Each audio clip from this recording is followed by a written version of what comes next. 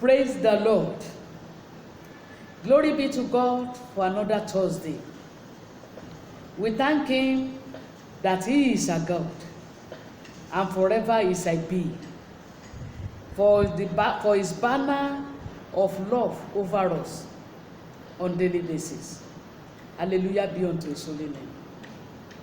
I come unto you in the name of the Lord Jesus Christ from the Love of Fold Evangelical Church. I'm Pastor Mrs. E.M. Oladimeji. I pray that God will bless every one of us today in the word of God we are about to hear. Before we go into the word, let us pray. Father, in the mighty name of Jesus, once again we give you honor. We give you adoration because you spared our life. It is by your mercy that we are not consumed. Accept our thanksgiving in the mighty name of Jesus. I pray, O Lord, by your mercy, forgive us all our sins and let the blood of Jesus speak for us. Let the blood of Jesus stand in gap for us. Let the blood of Jesus cleanse us from all our sins. In the mighty name of Jesus. Daddy, we want to hear from your throne of grace. Speak your word unto us. Your word says He sent His word and He healed them. By the reason of your word today, let there be salvation. By the reason of your word, let there be deliverance. By the reason of your word, let there be breakthrough. By the reason of your word, O Lord, let every individual be met at the point of his or her need. Thank you because you have answered us. For in Jesus' mighty name I pray. Praise the Lord. Brethren, the topic of the word of God for today is, are you still in the Garden of Eden? It's in question 4. Are you still in the Garden of Eden? Are you still in the Garden of Eden? I take my text from Genesis chapter 3. It covers verses 1 to 19, but I'm taking from verses 1 to 13. And we read those. Now the serpent was more subtle than any beast of the field which the Lord God had made. And he said unto the woman, Yea, hath God said, Ye shall not eat of every tree of the garden? And the woman said unto the serpent, We may eat of the fruit of the trees of the garden, but of the fruit of the tree which is in the midst of the garden, God hath said, Ye shall not eat of it, neither shall ye touch it, lest ye die. And the serpent said unto the woman, Ye shall not surely die. For God doth know that in the day ye eat thereof, then your eyes shall be opened, and ye shall be as gods, knowing good and evil. And when the woman saw that the tree was good for food, and that it was pleasant to the eyes, and a tree to be desired to make one wise, she took of the fruit thereof, and did eat, and gave also unto her husband with her, and he did eat. And the eyes of them both were opened, and they knew that they were naked. And they sewed fig leaves together, and made themselves aprons. And they heard the voice of the Lord God walking in the garden in the cool of the day.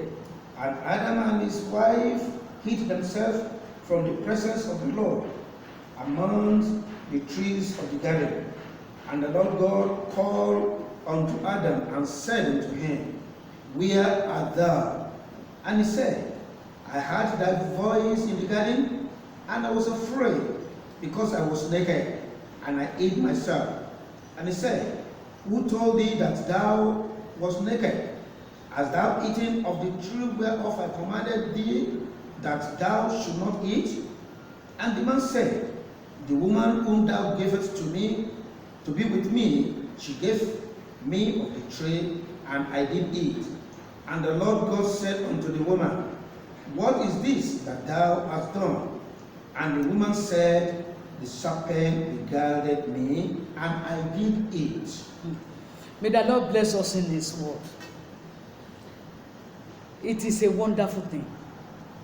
The fight in the Garden of Eden is not a new story to all of us, to humanity. whether believer or unbeliever. Our Garden of Eden was created by God. When he put his first human creature there, Adam, he put him there to dress the garden. In Genesis chapter 2, verse 8.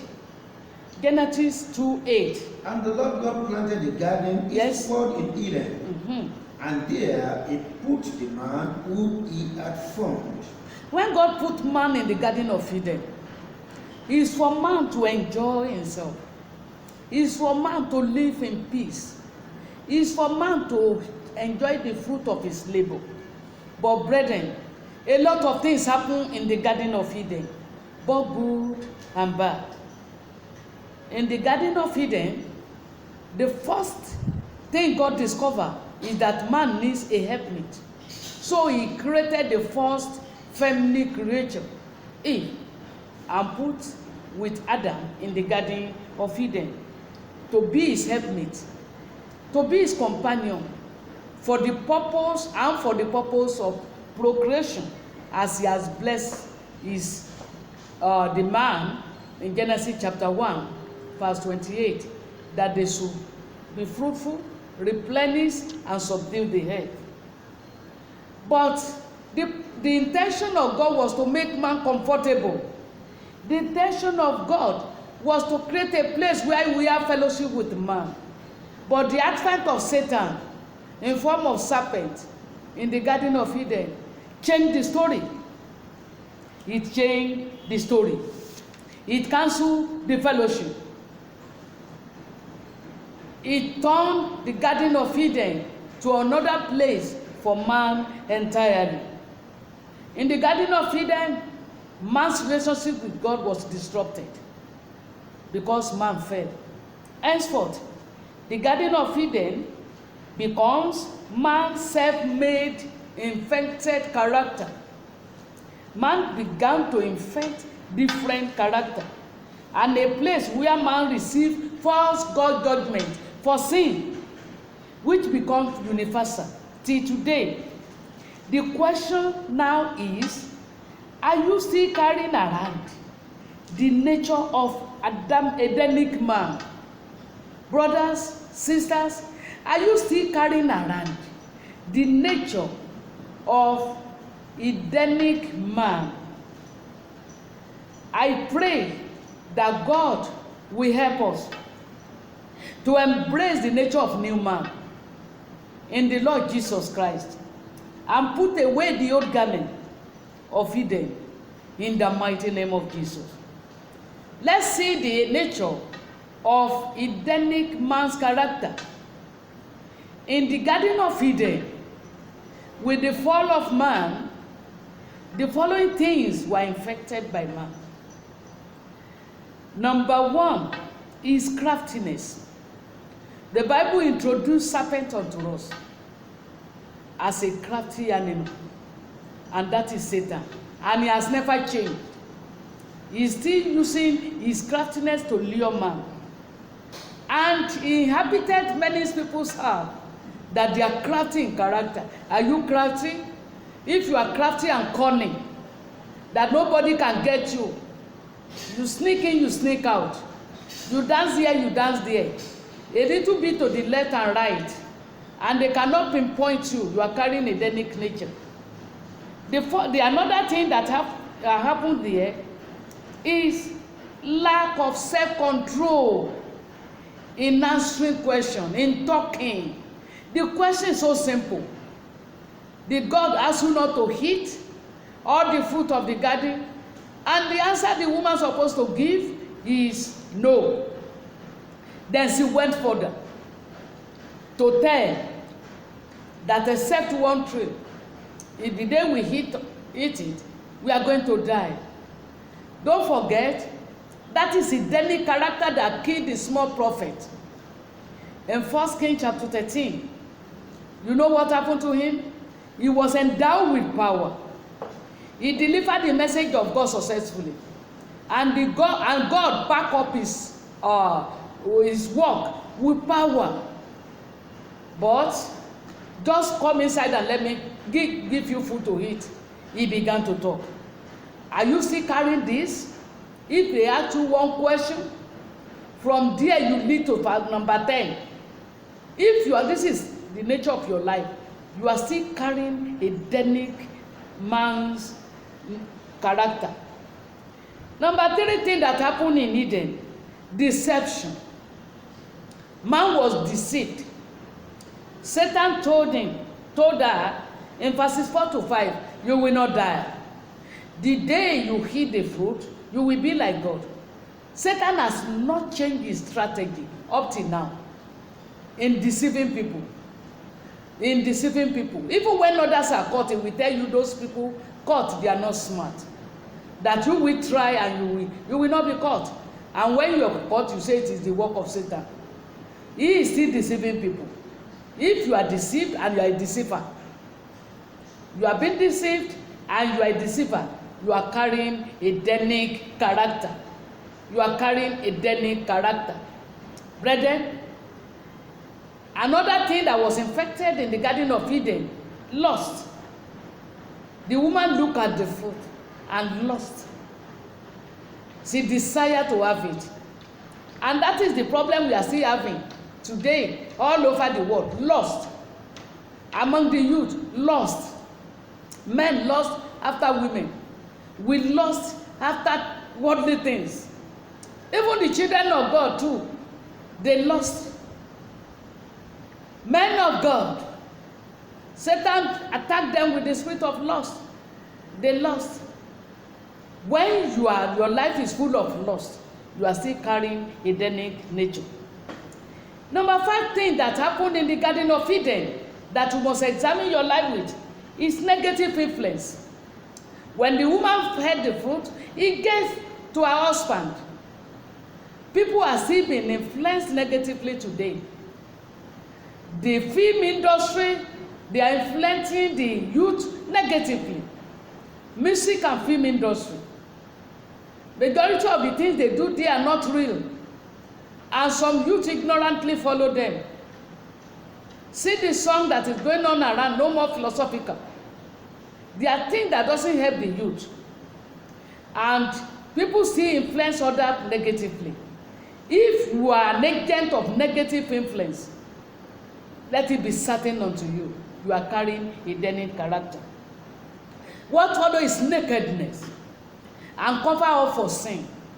Whenever you are sin, you are naked before God. No hiding place. He knows you.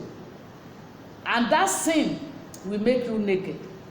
The next thing, people will be covering themselves for sin. That is why blackmailing is flourishing. You don't want people to know that you have committed one thing or the other. And as a result of this, those who know will blackmail you for it.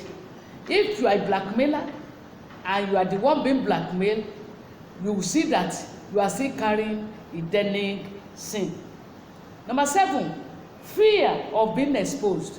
Oh, I don't want them to see me. Made Adam and Eve went into hiding. When you sin, you go into hiding from the presence of God.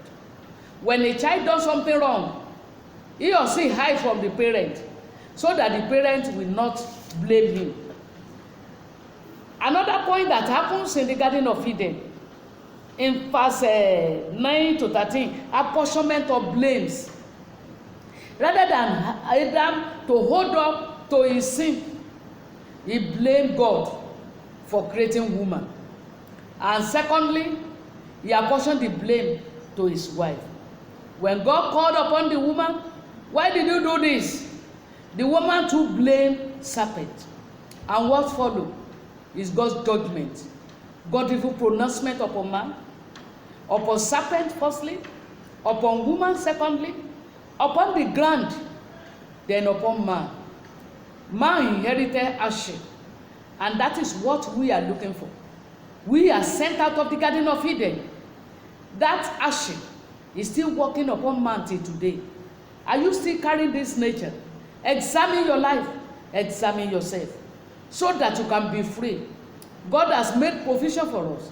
Even right away when he was pronouncing judgment, in verse 15 of Genesis chapter 3, he had made provision for way out for us. So what do? To be free from Adamic nature. Number 1, put on the new man. In 2 Corinthians chapter 5, verse 17 to 20. You can read it on your own well, but let somebody read verse 17 for me. 2 Corinthians chapter 5, verse 17 to 20. Therefore, if any man be in Christ, he is a new creature. All things are passed away. Behold, all things are become new. So, brethren, you need to put on the new man, who is Jesus Christ, and your old nature will pass away. Number 2 thing you will do to be free from Adamic nature is to have your heart circumcised with the power of Holy Ghost. In Jeremiah 4:4, the Bible instructed us to circumcise our heart. And following that, you need to wash your heart out of all wickedness. This is Jeremiah chapter 4, verse 14. Wash your heart. The Bible says, "O Jerusalem, wash your heart of all wickedness." O my people, all people of my generation, both young and old, male and female, wash your heart from all wickedness. Whatever religious sphere you are, wash your heart from wickedness. Number 4, you begin to mortify the members of your body. That is Colossians 3:5. Mortify all the members of your body. Colossians 3:5. Mortify the all members of your body, so that you can live as a new man before God. Mortify therefore your members which are upon the earth: fornication, uncleanness, inordinate affection, evil concupiscence, and covetousness, which is idolatry. You have to mortify all members of your body. All urge for sinning, you have to do away with them. Call upon God to help you. Determine your heart to live your life pure, and God will help you. Finally, walk in the Spirit. That is Galatians 5:16. I would like us to read that. Galatians 5:16. Walk in the Spirit. Walk in the Spirit. This I say, walk in the Spirit. Oh yes. And ye shall not fulfill the lust of the flesh. When you walk in the Spirit of God, you will not fulfill the lust of the flesh. But if you walk in your own spirit, there is no way you will be rising and falling into the hand of Satan. Jesus is the only one that can help you. Have him, and he will be your guide. He will help you. He had already sent his comforter unto us, who will help us from all our waywardness, and he will empower us with grace to serve the Lord. May the Lord bless us in this world. I hereby declare by the name of Jesus. I decree also that the Lord will purify our heart, that the power of the Lord will manifest his presence in our lives.